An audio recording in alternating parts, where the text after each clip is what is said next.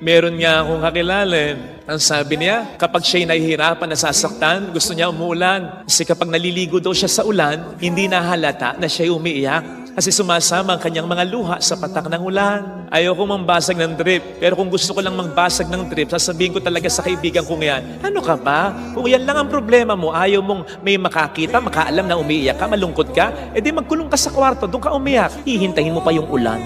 Drama naman. Pero nakita ko ang koneksyon. Nakita ko.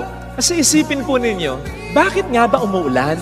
Bakit kusang pumapatak ang ulan at bumupuhos ang ulan ng biglaan? Bakit? Tingnan mo yung ulap. Lalong-lalo na kung paulan na.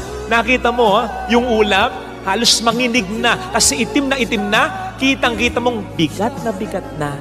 At kaya umuulan because the sky, the clouds, can no longer handle its heaviness. Mabigat na. Kaya pumapatak, pumupuos na. Same thing with us.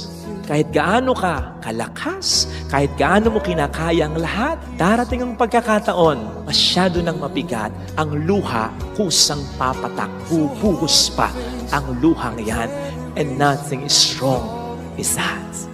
Sapagkat yung sobrang hirap na hindi mo maisalita, nasasabi mo sa pamamagitan ng iyong mga luha, para saan sinasabi natin nangungusap ang ating mga mata. Kaya ang hindi natin masabing mga pangungusap gamit ang ating mga bibig, sinasabi ang ating mga mata sa pamamagitan ng ating mga luha. At natural yan, minarapat ng Diyos na magaganyan. Kaya nga dyan, sa mga matang yan ay may mga maliit na tubo na may maliit na butas.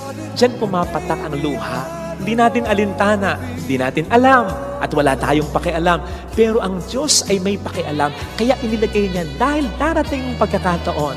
Siya ang Alpha at ang Omega. Hindi pa nangyayari, alam na niya. Alam niya, masasaktan ka. Alam niya, mahihirapan ka. Alam niya, kinakailangan mong iiyak ang lahat ng bigat at hirap.